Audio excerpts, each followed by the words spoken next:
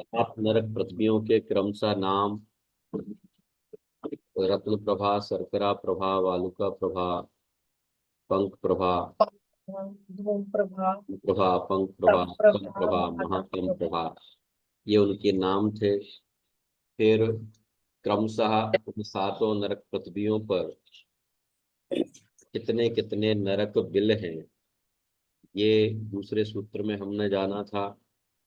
फिर तीसरे सूत्र में वहाँ की कैसी स्थितियां हैं, नारकी आपस में क्या करते हैं, है ना, और वहाँ कौन कौन से दुख हैं, ये सारी चर्चा क्रमशः लगभग 6 सूत्रों में हम लोगों ने की थी। ठीक है। यहाँ तक के विषय में अगर किसी के मन में कोई प्रश्न हो तो वो पूछ सकता है। अगर कोई प्रश्न नहीं है तो फिर हम आगे बढ़ते हैं। मैं एक बार आप लोगों को जो पीडीएफ शेयर करता हुआ आगे बढ़ाता हूँ, इससे थोड़ा थोड़ा और जो कुछ कमी रह गई होगी वो भी पूरी कर दूंगा। देखिए, दिख रही है सभी को? हम्म। हाँ जी।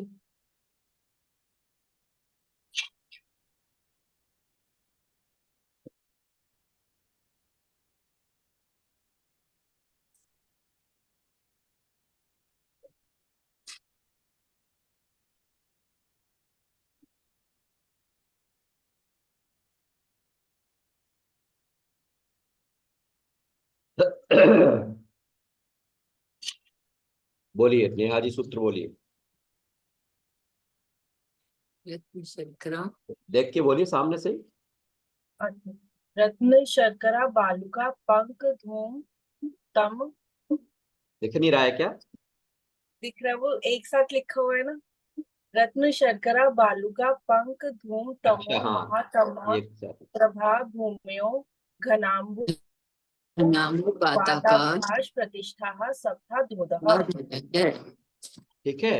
ये सात। हाँ। ये रश्मि जी पढ़ रही है, बोलिए रश्मि जी। रत्न शर्करा बालुका पंक धूम तमो महात्म्य प्रभा भूमयो घनाम्बु वाताकाश प्रतिष्ठा सप्त धोधय। ये सूत्र था, हमने पिछली कक्षा में, पिछली 2 कक्षाओं में हमने इन सूत्रों पर बात की थी। आज एक प्रकार भैया जी से मेरी पिछली दोनों लोग का कक्षा संबंधित जो सारे सातों सूत्र हैं, उन सातों सूत्रों की एक बार स्पीडली अपन बात कर लेते हैं। रत्न प्रभा, ठीक है, में शर्करा प्रभा, वालुका प्रभा, पंख प्रभा, धूम प्रभा, तम प्रभा, महातम प्रभा, ये 7 भूमियां अनाम्बु बात घना। और आकाश, घन अंबुवात और आकाश के सहारे स्थित है। और कैसी है? अधा अधा, नीचे नीचे है। ठीक है। सातों नरक अद्भुत। ये नीचे नीचे देखो, ये सूत्र में दिख रहा है, चित्र में दिख रहा है नेहा जी, हाँ सरोज जी, जी। रश्मि जी, साफ साफ दिख हाँ रहा हाँ हाँ। जी। है। इस तरीके से है। ये रत्न प्रभा, फिर ये शर्करा प्रभा, वालुका प्रभा, पंख प्रभा, धूम प्रभा, तम प्रभा, महातम प्रभा। ये आरंभ के कलर जो है रत्न जैसा के बना के रखा है, तो थोड़ा ये साफ दिख रहा है। फिर ये यहाँ से धूम से तम महातम तक जैसा नाम वैसे कलर यहाँ पर किए हुए हैं। ठीक है। ये नारकियों की आपस में स्थिति दिखाई दे रही है, किस तरीके से वो वहां पर रहते हैं। ये, और ये कोई काल्पनिक नहीं है ना, ये सब अपना शास्त्रों में से लिया हुआ विषय है। अब ये बात तो खैर हमें नहीं करनी। अब ये देखो, सबसे पहला ये बिंदु अपना रह गया था, रत्न प्रभा पृथ्वी के 3 भाग हैं। सरिता भाभी, कौन कौन से? एक खर भाग, जलंधर। एक पंख भाग और एक अभुल भाग। एक अद्भुत। ठीक है। खर भाग 16,000 योजन का है, पंख भाग 84,000 योजन का है, अबुल भाग 80,000 योजन का है। क्या है डिफरेंस? इन खर भाग और पंख भाग, इन दोनों में तो देव रहते हैं। यहाँ खर भाग में भवनवासी लिखा ना, 14,000 योजन में से 7 प्रकार के व्यंतर देव और 9 प्रकार के भवनवासी देव खर भाग में रहते हैं। ओ पंख भाग में व्यंतर जाति, व्यंतर के जो अलग अलग भेद हैं ये अगले चौथे अध्याय में आएंगे। देवों के जो अलग अलग भेद है ना, पहले तो देव 4 निकाय के हो गए, फिर एक एक निकाय के देवों के भी जो प्रभेद हैं वो जब हम अगले अध्याय में पढ़ेंगे। तो व्यंतरों में एक राक्षस जाति के जो देव होते हैं ना, व्यंतर जाति के राक्षस देव, और भवनवासी में असुर कुमार जाति के जो देव हैं वो उस रत्न प्रभा पृथ्वी के पंख भाग पर निवास करते हैं। फिर जो तीसरे नंबर का भाग स्टार्ट होता है, जो 8,000 योजन का, 80,000 योजन का है, इस अबुल भाग में यहाँ से नारकियों का रहना आरंभ होता है। ख्याल में आ गया? जरा 2 मिनट बात कर लें हम लोग। क्या पहली रत्न प्रभा शर्करा रत्न प्रभा भूमि जो है, उस रत्न प्रभा भूमि के 3 भाग, हर भाग, पंख भाग और अबुल भाग। ठीक है, और कौन कौन से? खर भाग, हर पंख भाग, भाग और अबुल भाग। तो खर भाग में और पंख भाग में, खर भाग में भवनवासी, पंख यस, भाग में व्यंतरवासी। व्यंतरवासी के भी पर्टिकुलर भेद में से राक्षस है ना, और असुर कुमार जाति के देवों का निवास है। और तीसरा जो पार्ट है अबुल भाग, अब अब इस अबुल भाग से नारकियों का रहना आरंभ होता है ना। सारे नारकी हमारे नीचे की 7 जो हाँ, पृथ्वियां हैं, उन 7 पृथ्वियों पर निवास करते हैं। परंतु पहली जो रत्न प्रभा पृथ्वी है, उस पहली पृथ्वी के आरंभिक भाग में नारकी नहीं रहते। आरंभिक भाग में देव रहते, भवनवासी, फिर व्यंतरवासी, दूसरे पार्ट में भी देव हैं, फिर तीसरे पार्ट जो है, जो जिसका नाम क्या है, जिसका नाम अबुल अबुल भाग है, उस अबुल भाग वाले पार्ट में नारकियों का रहना आरंभ होता है। ठीक है, ये बिंदु, कुछ एक बिंदु ऐसे थे जो मैं वहाँ अभी अलग अलग स्थानों से क्लास ले रहा था, तो वहाँ मैं PDF शेयर नहीं कर पा रहा था। आज तो मैं आपकी कक्षा एक टीकमगढ़ से ले रहा हूँ, अपने गृह निवास से ले रहा हूँ, और फिर नेक्स्ट कक्षा लगातार आगरा से ही चलेगी, है ना। और मौसम बहुत बदलने के कारण से 2-3 दिन से स्वास्थ्य बड़ा यहाँ प्रतिकूल चल रहा है। चलिए देखिए, आगे देखते हैं।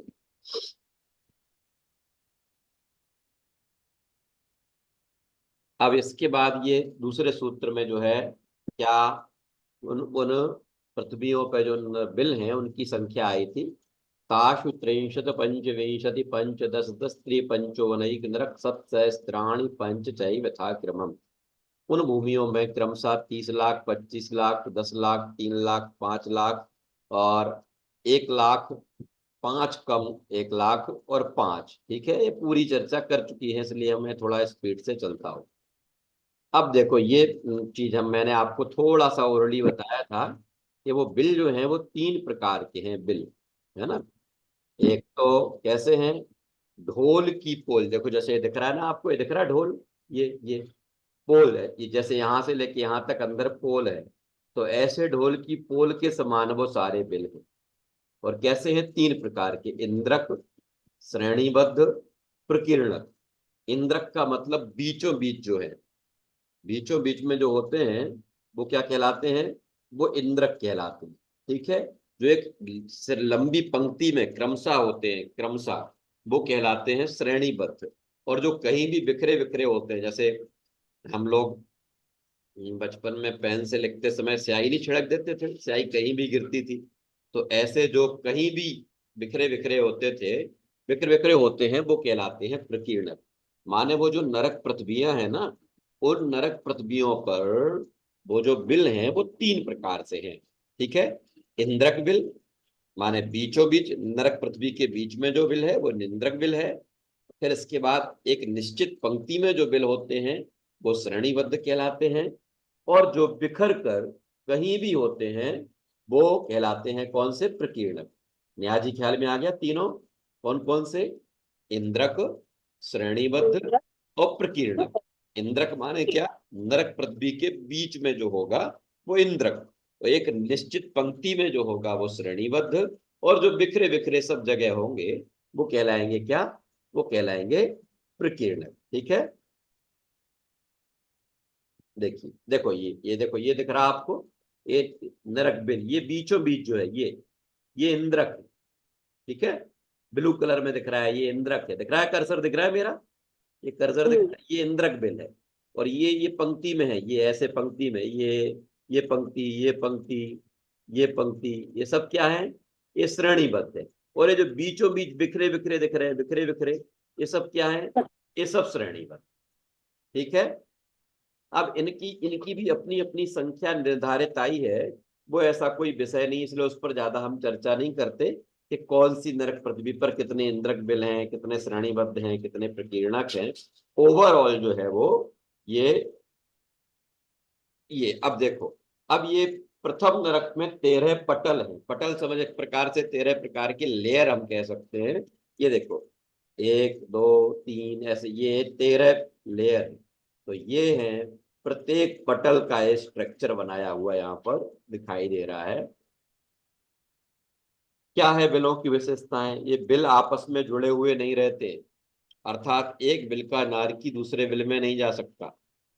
बिलों में दरवाजा नहीं होता, अर्थात बिलों से पृथ्वी के ऊपर नहीं जाया जा सकता। बिलों की दीवारें वज्र की बनी होती हैं, अतः दीवार को पार करके नारकी कहीं नहीं जा सकता है ना। कौन से नरक में गर्मी सर्दी है? मैंने बताया ही था आपको कि 4 पूरे नरक जो है, पहला दूसरा तीसरा चौथा, इस 4 पूरे नरक तक तो गर्मी गर्मी है। और 5 में के 75 पार्ट में, 5वें नरक का जो 75 पार्ट है उसमें तो गर्मी है, और 1/4 पार्ट जो बचेगा उसमें ठंडी, और 6वें 7वें में भी ठंडी। तो ये गर्मी संधि का देखो, ये यहाँ उष्णता का दिखाई दे रहा है और शीतलता का प्रतीक दिख रहा है। ये देखिए इसमें कई बार भूल हो जाती है ना, कई बार याद नहीं रहता। इतना कह देते हैं आरंभ के नरकों में गर्मी है, बाद के नरकों में सर्दी है। ठीक है, लेकिन हमें फैक्ट भी पता होना चाहिए। क्या है फैक्ट रश्मि जी, सुमन जी? आरंभ के 4 नरक जो हैं, 4 नरक पृथ्वियों तक तो पूर्णता गर्मी ही गर्मी। ठीक है, 5वीं नरक पृथ्वी का 75 पार्ट जो है, उस गर्मी का 75 पार्ट में तो गर्मी। गर्मी फिर जो 25 25 पार्ट बचा उसका, उस 25वीं नरक पृथ्वी के 25 पार्ट में सर्दी, और 6वें 7वें में भी सर्दी। प्रमाण कितना कितना, कि वो प्रमाण वो याद रखना, छेड़ाला वाला। मेरु समान लोह गल जाए, ऐसी शीत उष्णता। उष्णता माने सुमेरु पर्वत के समान 1 लाख योजन का कोई गोला, लोहे का गोला उस चौथी नरक पृथ्वी तक डाल दिया जाए तो वो बह जाए, पानी के जैसा बह जाए, ऐसी तेज गर्मी होती है। और सर्दी कैसी होती है कि वही 1 लाख योजन का वही गोला वहां ठंड में बिखर जाए, है ना, ऐसी तेज वहां पर सर्दी होती है। इस तरीके से सर्दी गर्मी के विषय में जब हमारे पास फैक्ट है, तो हम ऐसा क्यों किसी को कहें कि आरंभिक नरक में गर्मी हो फिर सर्दी होती? फैक्ट बताए ना कि 4 नरक में तो पूर्णतः गर्मी ही गर्मी, और 5 में के 75 पार्ट में गर्मी, और फिर 25 पार्ट से सर्दी। चलिए और आगे बढ़ते हैं।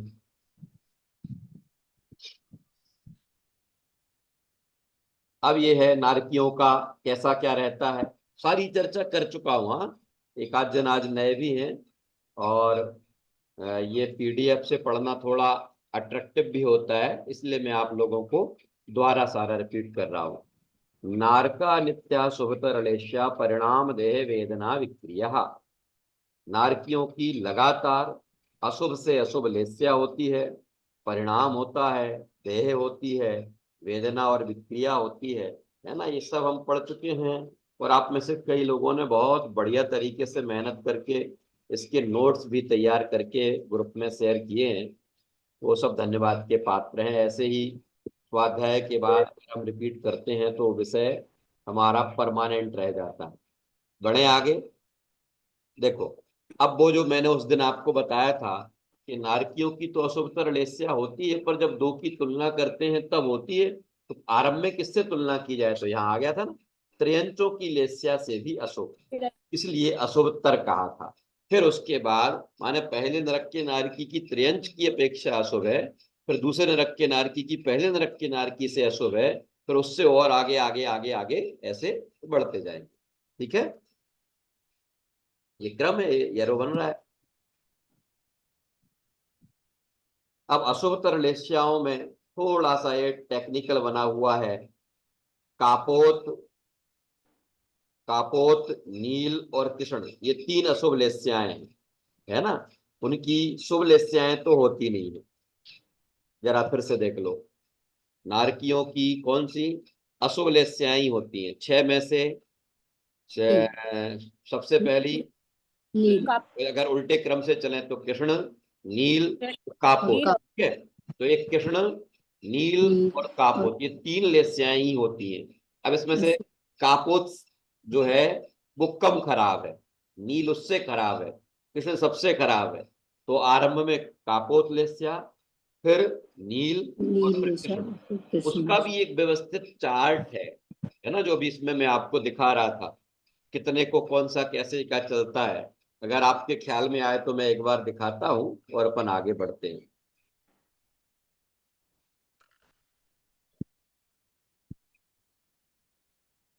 देखिए, ये अब तीनों लेस्याएं हैं ना, जो लेस्याओं के 3 3 प्रकार के परिणाम और याद रखने।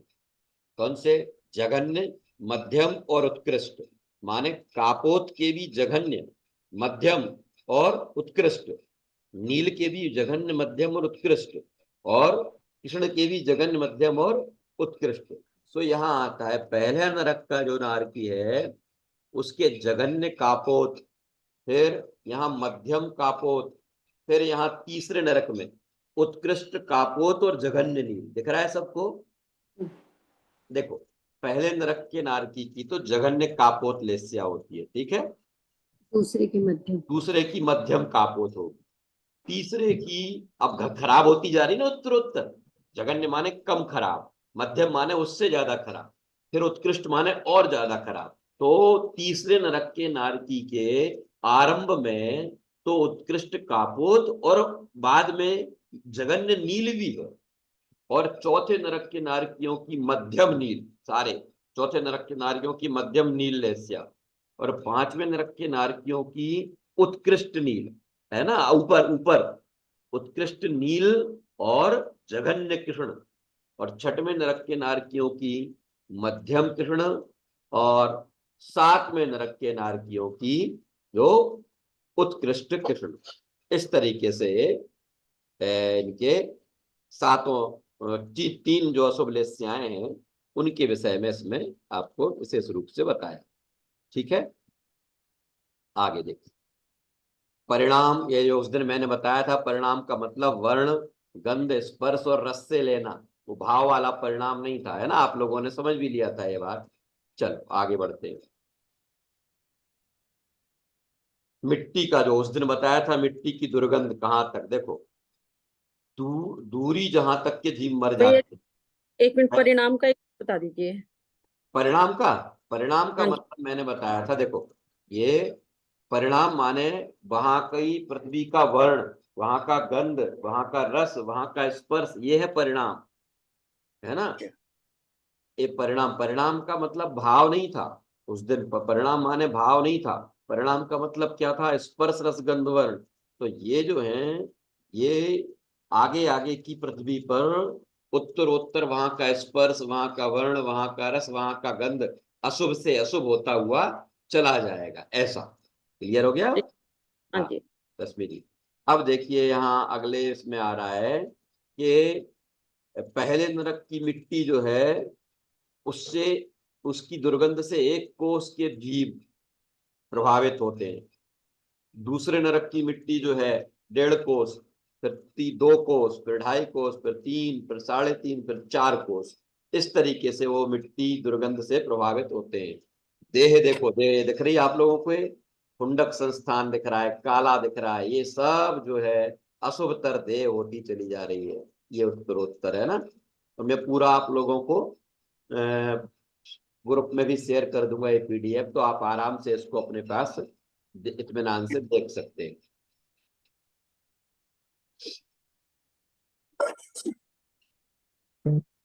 देखो ये क्या लिखा है, नारकियों के 5,68,99,584 रोग 7वें नरक के नारकी के होते हैं। अशुभतर, अशुभतर देह था ना, अशुभतर देह, तो ऐसी देह है कि अंतिम नरक के नारकी को लगभग 6 करोड़ रोग होते हैं, 6 करोड़ रोग, है ना। अब देखो, असंख्यात रोगों के साथ रहना, पारे की भांति बिखर जाना, है ना, ये सब चीजें इसमें दिखाई गई है। नरक में देखो, अब ये जो है ना, नरक में उत्पन्न होते समय जो है वो सिर की भल भांति वहां सिर के बल वहां जाते हैं और पृथ्वी को छूकर उछलते हैं, है ना।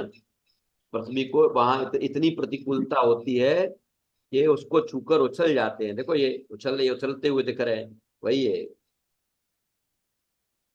जन्मते ही देखो, पहले नरक का नारकी जो है, नरक पृथ्वी को छूते ही, सरिता भाभी, नरक पृथ्वी को छूते ही क्या होता है, 7.81 योजन ऊपर उछल जाता है। कितने योजन ऊपर उछल जाता है, दुगना करते जाओ। दूसरे नरक का नारकी जो है वो 15.52 योजन, फिर तीसरे नरक का 31.25, फिर 62 पॉइंट, ये दुगने दुगने दुगने दुगने योजन होते जाते हैं। सातवें नरक का नारकी वहां की भूमि को स्पर्श करके 500 योजन ऊपर तक उछल जाता है। इसका मतलब उस भूमि को स्पर्श करते ही उसे कितना कष्ट होता होगा। ये ये सारी बातें याद रखना, ये कोई काल्पनिक बातें नहीं है, बार बार कह रहा हूं मैं। हम लोगों को ये लगने लगता है किसने देखा, होता थोड़ी होगा। ऐसा कह के क्या करते हैं अपन लोग, कुछ पता है आपको? तेज शास्त्र गुरु का वर्णवाद। देव शास्त्र गुरु का वर्णवाद करते हैं। आपने आपने नहीं देखा, आपका ज्ञान कमजोर है, तो आपके ज्ञान कमजोर से वस्तु स्थिति पर प्रश्नवाचक आ जाएगा क्या? बताइए। हमारा हमारा ज्ञान मान लीजिए क्षय उपशम ज्ञान है, हमारा ज्ञान कमजोर है, तो हमारे उस कमजोर ज्ञान के कारण से वस्तु स्थिति थोड़ी प्रभावित हो जाएगी। वस्तु स्थिति तो वही रहने वाली है ना। तो पहले नरक से लेकर सातवें नरक तक जब उत्पात सैया पर जन्म होता है, तो उस उत्पात सैया को छूते ही वो नारकी इतना 500 योजन ऊपर तक उछल जाता है। इसका मतलब वहां की पृथ्वी को छूते ही कितना कष्ट उस जीव को होता होगा, वो उसका प्रमाण बताने के लिए ये आचार्यों ने अपने ग्रंथों में ये बातें हमें बताई है। ठीक है, चलिए और आगे देखते हैं।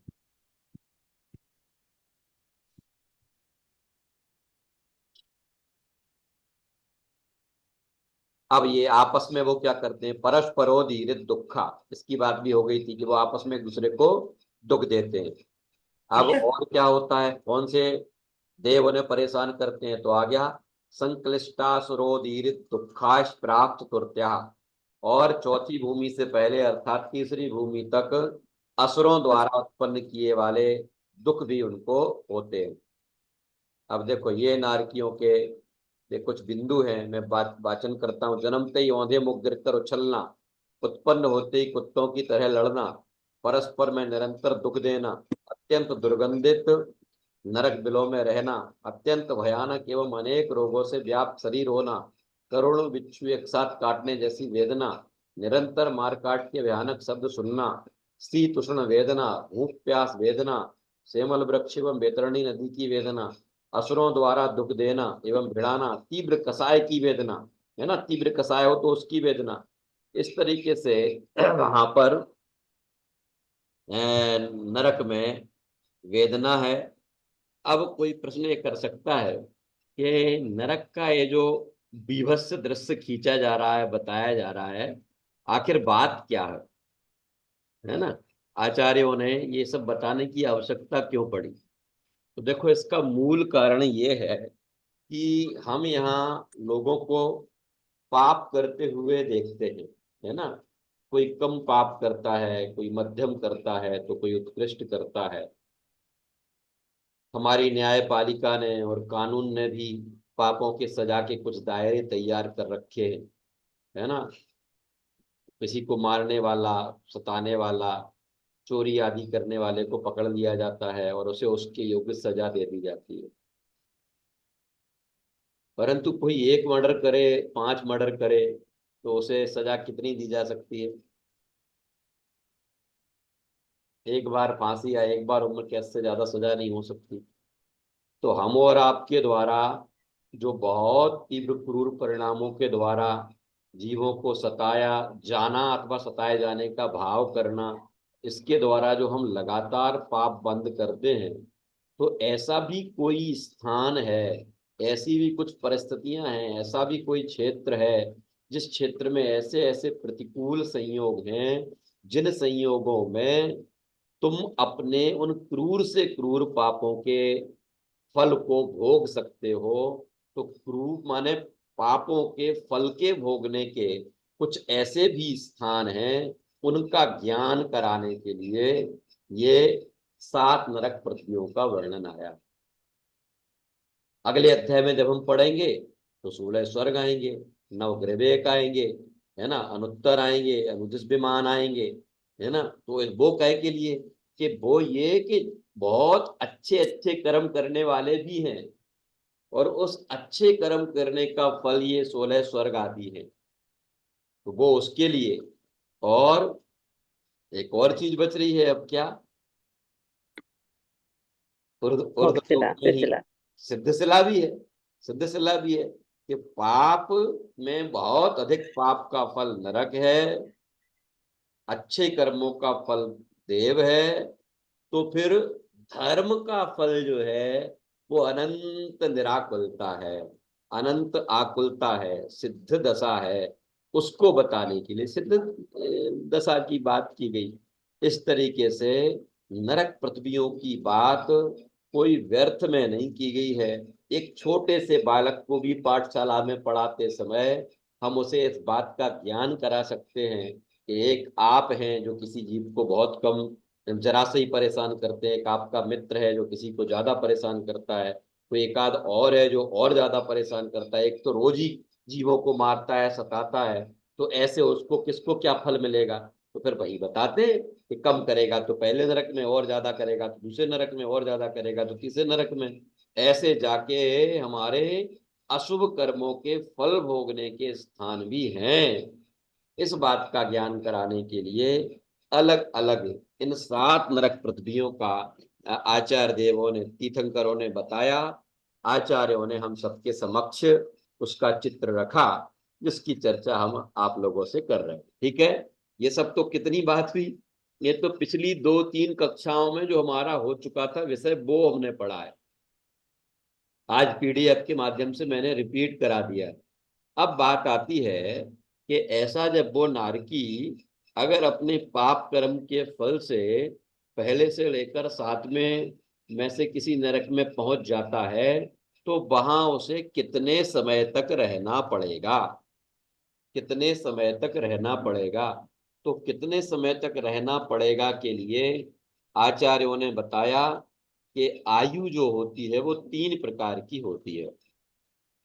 एक तो चाहे वो किसी भी स्थान की हो, मनुष्य हो, देव हो, नारकी हो, त्रियंच हो, है ना। 4 पर्याय जो हैं हमारी, ये 4 गतियां जिन्हें हम कहते हैं, इन चारों गतियों के जीव अपने अपने परिणाम के आधार पर, है ना, अपने अपने भावों के आधार पर, ये तो आप लोग जानते ही होंगे कि आयु केवल, बाकी 7 कर्म तो आपको बहुत लंबे लंबे समय तक के बन सकते हैं, भवों भवों के बन सकते हैं, लेकिन आयु केवल आप अगले भाव की ही बांध सकते हैं। आयु अगले भाव से ज्यादा की नहीं बनती। उसके अगले भाव की आयु आपको उसके अगले भाव माने इसके बाद मान लीजिए हमें देव में जाना है, तो देव के बाद हमें जहां जाना है उसकी आयु उस देव गति में बनेगी। आज हम मनुष्य गति में हैं तो केवल हम अगले भाव की आयु ही बांध सकते हैं। ज्ञानावरणी, दर्शनावरणी, मोहिनी, अंतराय, वेदनी, नाम, गोत्र, इनकी स्थितियां जो है वो तत्वार सूत्र जब हम आगे पढ़ेंगे, आगे अगले अगले अगले अध्यायों में, तो इनकी जघन्य, मध्यम और उत्कृष्ट स्थिति के विषय में आएगा। ये जघन्य, मध्यम, उत्कृष्ट स्थिति जो बनती है उसमें किसी किसी की उत्कृष्ट स्थिति में तो भव भव निकल जाते हैं। तो इसका मतलब नामकर्म लंबा हो सकता है, वेदनी लंबा हो सकता है ना, लेकिन आयु एक ही भाव का होगा। ख्याल में आ रही मेरी बात की नहीं आ रही सुमन जी? रश्मि जी, बात समझ में आई क्या कहा मैंने? माने अब वह नारकी मान लीजिए अपने अशुभ परिणामों से पहली नरक पृथ्वी पर गया, तो कितने समय तक रहेगा? वो वहां जाके कोई नरक गति में कोई हिसाब किताब लिखने वाला नहीं है कि तुम आज आ गए हो तो इतने दिन बाद तुम्हें छोड़ेंगे। तुम यहीं से लेकर जाओगे अपना हिसाब। यहीं से अपने परिणामों के आधार पर अपना हिसाब लेके जाओगे तो वो हिसाब 3 प्रकार का हो सकता है, कम से कम, अधिक से अधिक और दोनों के बीच का। ठीक है विमल जी। कम से कम को तो बोलते हैं जघन्य। कम से कम का क्या नाम है? कम से कम को कहते हैं जघन्य। ठीक है। अधिक से अधिक को कहते हैं उत्कृष्ट, और कम से कम और अधिक से अधिक के बीच का कहलाता है मध्य। ठीक है। जिसे शास्त्रीय भाषाओं में जघन्य, मध्यम और उत्कृष्ट स्थिति कहते हैं। ख्याल में आ गया? तो अब पहले नरक से लेकर 7 नरक पृथ्वियों की उत्कृष्ट स्थिति कितनी है, अगर वहां उत्कृष्ट आयु बंद करके आप चले गए तो उतने वर्ष तक आपको वहां वहां राजी राजी, गैर राजी, समझ में आ गया, जैसे भी हो वहां आपको रहना पड़ेगा। देखो, कई चीजों में बहुत युग बदला है, तो हर आदमी सब जगह वो फ्लेक्सिबिलिटी चाहता है। आप लोगों ने आज से 25-30 वर्ष पहले कम से कम इस भारत भूमि पर तलाक के केस ना के बराबर सुनने में आते थे, है ना। विदेश में तो जो चलता था वो चलता रहा होगा, लेकिन माता पिता अपनी पुत्री को यही कह के विदा करते थे कि अब तुम्हें राजी राजी रहना पड़े, गैर राजी रहना पड़े, अब तुम्हारा घर वही है ना। लेकिन इतना युग बदल गया, इतना आपस में इंटरफेयर हो गया, और ये एक ये जो 11वां प्राण आ गया ना, ये 11वां प्राण, इस 11वें प्राण ने इतने दिमाग खराब कर रखे हैं कि घर घर बिगड़ता हुआ नजर आता है। सारे घरों की स्थिति बड़ी दयनीय होती जा रही है। पहले जब वो बालिका अपने ससुराल जाया करती थी तो उसके मस्तिष्क में ये रहता था कि रहना तो यही है, यहाँ से कहीं नहीं जाना, तो वो अपनी मर्यादा का उल्लंघन चाहकर नहीं कर पाती थी, नहीं हो पाता था, और वो बैलेंस बना रह जाता था, है ना। ऐसे ही अब अगर कोई कहे कि साहब अब तो ऐसा नहीं होता, अब तो वो 2 मिनट आते ही 2 दिन बाद कहने लगते हैं कि साहब हमारी समझ में तो नहीं आया, हम तो नहीं रह पाएंगे, अब सीधा कोर्ट में ही मिलेंगे, ऐसा कहते हुए मिल जाते हैं। तो अगर पहले नरक का नारकी नरक में गया और उसे वो नरक पसंद नहीं आया, है ना, वहां के मित्र पसंद नहीं आए, मित्र तो कहाँ, वहां के दूसरे नारकी साथी पसंद नहीं आए, हैं, पहुंचते ही इंतजार करते हैं, आओ स्वागत है, और लड़ाई झगड़ा मारना पीटना शुरू हो जाता है, मैं तो नहीं रहूंगा, मैं तो नहीं रहूंगा। ये राजी राजी गैर राजी, तुम जितनी आयु लेके आए हो उतनी आयु पर्यंत अब तुम्हें यहाँ रहना है। क्यों? कि तुम जब परिणाम कर रहे थे ना, तब भी तो लोग समझा रहे थे ना, तब भी तो सज्जन लोगों ने तुम्हें टोका था, रोका था ना, कि ऐसे परिणाम मत करो, ऐसी क्रियाएं मत करो, ये नरक ले जाएंगी, और फिर वहां ऐसा कष्ट होगा, ऐसा होगा, तब तो समझ में नहीं आ रहा था। बांधते समय तो नहीं चेत रहे थे, और आज जब उदय में आए तो घबरा रहे हो। इसलिए तो तुमने जो कर्म बांधे हैं, स्वयं किए जो कर्म शुभाशुभ फल निश्चय ही वो देते, उनका कर फल तो तुम्हें भोगना पड़ेगा। तो अगर पहली नरक पृथ्वी पर हम चले गए अपने तीव्र आरंभ और तीव्र परिग्रह के परिणाम से, बहुआरंभ बहु परिग्रह के परिणाम से, तो वहां कितने समय तक रहना होगा, दूसरी पे चले गए तो कितना रहना होगा, ये सारा विषय जो है वो इस तीसरे अध्याय के अधोलोक से संबंधित सूत्र के अंतिम सूत्र में आ रहा है। मैं शेयर करता हूं, फिर अपन चर्चा करके और फिर आगे बढ़ते। ठीक है, देखो देखो जरा सब लोग देखो, इसको मैं सूत्र पढ़ रहा हूं, फिर आप लोगों से पढ़वाऊंगा, फिर इसका अर्थ जान के हम आगे चर्चा करेंगे। तेस्व एक त्रि सप्त दश सप्तदश द्वाविंशति त्रयस्त्रिंशत् सागरोपमा सत्वानाम परा स्थिति। तेस्वेक लिखा, तेस्वेक त्रि सप्त दश सप्तदश द्वाविंशति त्रयस्त्रिंशत् सागरोपमा सत्वानाम परा स्थिति। तेष्वेक त्रिशप्त दश सप्त दश द्वाविंशति त्रयस्त्रिंशत् सागर उपमा शत्वानाम पराः स्थिति। बोलो जरा एक बार, बोलो सभी लोग एक बार, सब बोले मिलके, फिर एक एक करके पूछता हूँ। तेईस वे त्रिसप्त दश दश द्वाविंशति त्रयस्त्रिंशत् त्रयस्त्रिंशत् सत्वानाम परास्थिति। हाँ चलो पढ़ो सुमन जी, पढ़ो, आप पढ़ो पहले। तेष्वेक त्रिशप्त दश सप्त दश द्वाविंशति त्रयस्त्रिंशत् सागरोपमा सत्वानां परास्थिति। बहुत बढ़िया। यहाँ जो है ना, यहाँ गड़बड़ होता है, आपने नहीं किया। त्रयस्त्रिंशत् है ना, त्रयस्त्रिंशत्। मैंने आप लोगों को बताया था, यहाँ जो या के बाद में आधा है ना, ये यहाँ त्रया में विसर्ग था। आप लोगों को याद होगा, शायद पिछली कक्षा में बताया था या नहीं बताया, मुझे नहीं पता। अब कई जगह क्लास लेता हूँ तो ऐसा लगता है बता दिया हो शायद। विसर्ग होता है, विसर्ग संस्कृत में जो दो बिंदियां होती है ना साइड में, रामः, उस विसर्ग के स्थान पर 3 प्रकार के सा बनते हैं।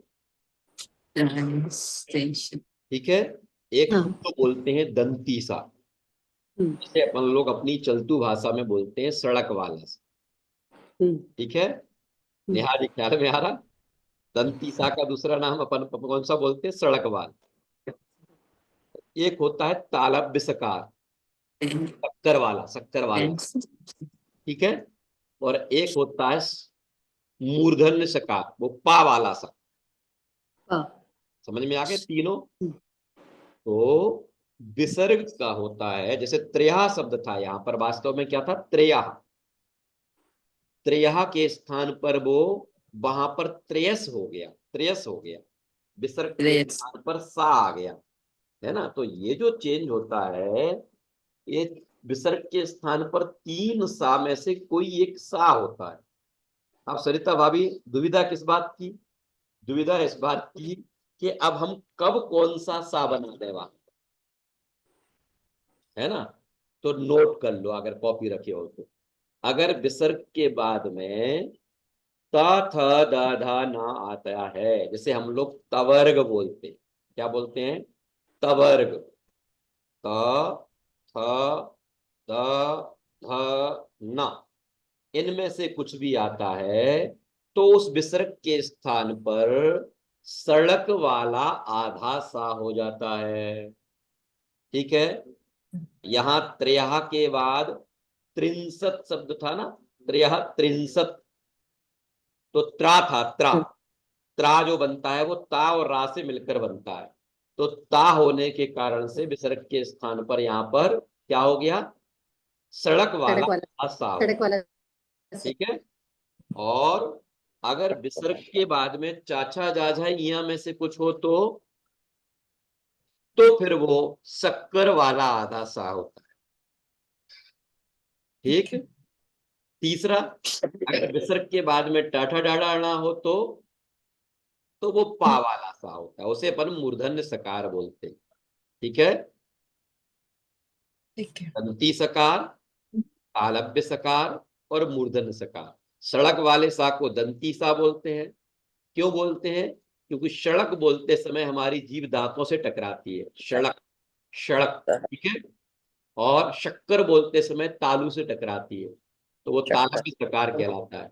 और षटकोण बोलते समय अंदर मूर्धा से, षटकोण, है ना, तो वो मूर्धन्य सकार कहलाता है। ये 3 सा है। क्लियर हुआ? ठीक है। तो यहाँ पर त्रेयस था ना, त्रेया। मैं क्यों बता रहा हूं आप लोगों की, कई जगह आएगा तत्वार सूत्र में। अभी तो आप तीसरा अध्याय पढ़ रहे हैं, 10 अध्याय पढ़ने हैं, पहले के अध्याय भी हैं। तो कई स्थानों पर जब आपको दिखाई देगा तो आपका दिमाग लगेगा कि यहाँ वास्तव में त्रेहा था अथवा विसर्ग था, तो बाद में ता है, इसलिए यहाँ पर सड़क वाला हो गया, यहाँ शक्कर वाला हो गया, यहाँ मूर्धन्य हो गया, है ना। अब देखो एक चीज और, मैंने जब आपको दूसरा सूत्र पढ़ाया था तब बताई थी व्याकरण की, वहां तासु शब्द था और यहाँ तेस्वेक लिखा है ना, तेस्वेक। ये तेस्वेक जो लिखा ना, शेयर करता हूं, देखो आप लोग, देखो देखिए ये इसका इसका संधि विच्छेद करेंगे तो मालूम क्या होगा? तेसु प्लस एक, तेसु प्लस तेसु एक। प्लस एक, ये वाला जो सा है ना पा वाला, इसके नीचे ऊ की मात्रा थी तेसु, तेसु तेषु प्लस एक। एक। अब आपको याद आया कुछ, दूसरे सूत्र में क्या था, ताशु, ताशु त्रिंशत पंचविंशति, याद आया। हाँ हाँ हाँ जी। हाँ। अब तेसु एक, तो वो तासु था और ये तेसु था। ठीक है। ठीक है, क्या डिफरेंस है दोनों में, वहां वहां नरक पृथ्वियों पर होने वाले बिलों की संख्या बता रहे थे, तो पृथ्वी थी स्त्रीलिंग, इसलिए तत् शब्द का स्त्रीलिंग का रूप था वहां ताशु। और समझ गए, अब वो जो वहां पर नरक, अब वहां यहाँ नरक में आयु की बता रहे हैं, तो नरक शब्द है क्या, नरक है पुल्लिंग, इसलिए यहाँ पर तेसु शब्द का प्रयोग। समझ गए आप, उसी चीज के लिए वो नरक पृथ्वी स्त्रीलिंग शब्द था और ये नरक पुल्लिंग शब्द है, इसलिए वहां तासु था और यहाँ तेसु। ठीक है, क्लियर हुई क्या बात, ये दोनों बातें। अब ठीक है। चलते हैं सूत्र में से, तासु त्रिंशत पंचविंशति, पंचदश याद आ गया हाँ जी। है ना, तो यहाँ तेस्व एक संधि विच्छित कर देंगे तो क्या हो जाएगा, तेसु, तेसु माने उनमें, उनमें माने किन में, वो जो 7 नरक पृथ्वियों के नाम पड़े थे, नरकों के नाम, रत्न प्रभा, शर्करा प्रभा, बालुका प्रभा, पंख प्रभा, धूम प्रभा, तम प्रभा, महातम प्रभा, उनमें क्या है, क्रमशः क्या है, देखो सूत्र में से देखो, एक पहले निकलेगा एक, फिर निकलेगा त्रि, फिर सप्त, फिर दस, फिर सप्तदश, फिर द्वाविंशति, फिर त्रयस्त्रिंशत्। ठीक है, सागरोपमः, सागरोपमा, सागरोपम, सत्वानाम, सत्वानाम माने जीवों की, सत्व माने जीव होता है ना, सत्वेषु मैत्री, याद है आपको, सत्वेषु मैत्री माने जीवों पर मित्रता का भाव, तो ये सत्व वही का है, सत्वानाम माने जीवों की, पराह माने होता है उत्कृष्ट, स्थिति माने आयु, उन 7 नरकों में जीवों की उत्कृष्ट स्थिति क्रमशः, क्रमशः कैसी, पहले नरक पृथ्वी पर एक, ये जो सागर उपम है ना, ये अंत दीपक वही का वही, फिर से याद रखना विमल जी भाई साहब, रीता भाभी, सुमन जी, है ना, नेहा जी, क्या सागरोपमा कहाँ जुड़ेगा, सबके साथ, एक सागरोपम, त्रिसागरोपम, सप्त सागरोपम, 10 सागरोपम, सप्तदश सागरोपम, द्वाविंशति सागरोपम और त्रयस्त्रिंशत् सागर, ख्याल में आ गया, ये अंत दीपक है, सबके साथ चलेगा, सबके साथ लगाते तो सूत्र इतना बड़ा हो जाता, इसलिए एक बार लगा दिया, ख्याल में आ गया, एक सागरोपम, एक सागर पहले नरक की, दूसरे की 3, चौथे की 7, सॉरी पहले की 1, दूसरे की 3, तीसरे की 7, चौथे की 10, 10, पांचवें की 17, छठवें की 22 और सातवें की 33। क्या ये 33 वर्ष है ना, नहीं, सागर। सागरोपम, सागरोपम क्या होता है, सागर, हमारे मध्य प्रदेश का सागर है, समुद्र, सागर जैसे समुद्र को कहते हैं ना समुद्र, वास्तव में समुद्र जैसा ही है वो सागर। आयु, सागर का मतलब होता है वो योजन का गड्ढा खोदना, फिर उसे भोग भूमि के 7 दिन की आयु वाले भेड़े के बालों से उस गड्ढे को भरना, है ना, भरने के बाद फिर उस गड्ढे को खाली करना, फिर खाली करने में जितने समय में खाली हो उससे भी उद्धार पल, व्यवहार पल, अद्धा पल और 10 कोड़ा कोड़ी अद्धा पल्योपम का एक सागर, ख्याल में आया। ऐसे अगर एक पहली नरक पृथ्वी पर चले गए तो एक सागर तक तो वहां के इन आनंदकारी संयोगों में है, ऐसे आनंदकारी संयोगों में एक सागर तक उस जीव को रहनी, आनंदकारी संयोग है, नहीं। हैं? देखो इसका अर्थ पढ़ते हैं तो ख्याल में आएगा, सूत्र में से निकाल लेंगे ना अर्थ। सत्वा नाम माने जीवों की, परा माने उत्कृष्ट, स्थिति माने आयु, उन नरक में जाने वाले जीवों की उत्कृष्ट आयु, है ना। पहले में एक, यहां से सागरोपम ले जाएंगे तो एक सागरोपम, दूसरे में त्रिसागरोपम, तीसरे में सप्त सागरोपम, चौथे में 10 सागरोपम, पांचवें में सप्तदश सागरोपम, छठवें में द्वाविंशति सागरोपम, और सातवें में त्रयस्त्रिंशत। त्रयस्त्रिंशत माने 33, द्वाविंशति माने 22। बाकी सब सरल है। सप्तदश माने 17, है ना। 10 माने 10, सप्त माने 7, ठीक है। त्रि माने 3। अब देखो यहां से अर्थ और देख लो। देखो ये आ गया पूरा। उत्कृष्ट 1 सागर, 3 सागर, 7 सागर, 10 सागर, 17 सागर, 22 सागर और 33 सागर। ये नरक के नारकियों की उत्कृष्ट स्थिति है। नरक की गति की प्राप्ति का कारण क्या है तो बता दिया। बहुत आरंभ बहुत परिग्रह, है ना। बहु आरंभ बहु परिग्रह त्वम नारकस्य आयुष, ऐसी तत्वा सूत्र के आगामी अध्यायों में आने वाला है। इस तरीके से आपका ये अधोलोक वाला वर्णन यहाँ तक पूर्ण हुआ। ठीक भैया है। एक तो पूछ लूं मैं? हाँ हाँ बिल्कुल पूछो। अब आप 3-4 मिनट का सेशन पूछने का ही रख लें। हाँ बोलिए।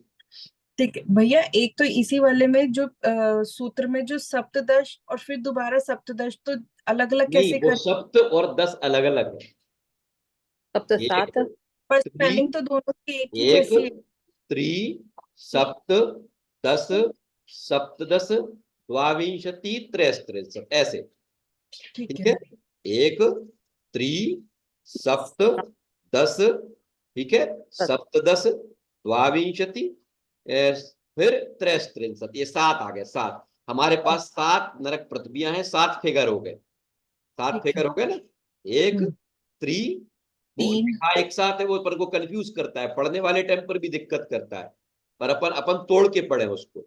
एक त्रि, सप्त, 10, सप्तदश, द्वाविंशति, त्रयस्त्रिंशत् सागरोपमानां सत्वानां परा स्थिति। सत्व शब्द याद रखना। सत्व का मतलब यहाँ किससे है? जीवों से। जीवों की। जीवों की। पराह का मतलब क्या? परा माने उत्कृष्ट। परा माने क्या? उत्कृष्ट। स्थिति माने आयु। ठीक है। हाँ और बोलिए। सोफे पे। भैया जैसे अभी हमने ये आपने जो पीडीएफ में दिखाया था कि आरंभिक परिग्रह का कारण होता है नरक गति, हम्म। बट अभी जो आप पहले बताया था कि मतलब हम इतने इतने तरीके के दूसरे जीवों को सताते हैं, पाप करते हैं, वो उससे हम वो आरंभ में आ जाएगा ना। आरंभ में बहु आरंभ, बहुत हिंसा आदि जो है वो बहु आरंभ में आएगा। और सुनो, बहु अकेला बहु अकेला क्रिया नहीं, बहु आरंभ परिग्रह माने उसके भाव भी। क्योंकि बहुत सारे जीव जो हैं वो क्रिया तो कर ही नहीं पाते, लेकिन पाप करने के भाव बहुत ज्यादा कर लेते हैं। आपको याद है ना तंदुलमच्छ, हाँ जी। है ना। वो कर तो कुछ नहीं पाता, कर तो कुछ नहीं पाता। कान, तंडुलमच्छ कान में रहता है, इतना सा है, इतना। तंडुल माने उसके चावल के दाने के बराबर। लेकिन वो महामच्छ जब उन जीवों को वो भक्षण नहीं करता तो उसे मूर्ख कहता है कि एक ऐसा मूर्ख है, और खुद ऐसे भाव करता है। तो अब वो क्रिया, कोई कहे कि इसने तो क्रिया की नहीं, क्रिया की ही नहीं। पर ये परिग्रह में कैसे अभी आएगा? भारत की न्यायपालिका और कानून व्यवस्था में मन में किए जाने वाले पापों का कोई उपाय नहीं, कोई सजा नहीं है। आप घर बैठे बैठे और हजारों लोगों को हजारों प्रकार के परिणाम करते रहो, है ना, कोई फर्क नहीं पड़ता। लेकिन यहाँ जैन धर्म कहता है कि तुमने यहाँ भाव किए जैसे अपन मोबाइल से नंबर डायल करते हैं ना। यहाँ से आपने नंबर डायल किया और अंतिम नंबर में आपको डायल करना था 7 और डायल हो गया 8, तो घंटी अब 7 वाले पर नहीं जाएगी, किस पर जाएगी? 8 वाले के पास जाएगी। फिर सॉरी सॉरी कहते रह जाओगे तो कहते रह जाना, अब बाद में काट के फिर सही करना उसको। समझ में आया? परिणाम किए तो वो कर्म का बंध तो हो गया, हो गया। ऐसे इन सारे हमारे सारे भावों के फल भोगने का स्थान नरक और स्वर्ग, अच्छे बुरे कर्मों का, और धर्म भाव का फल भोगने का स्थान अपना आत्म आनंद सिद्ध दशा है। ये इसका ज्ञान कराने के लिए ये अधोलोक और ऊर्ध्वलोक की बात है।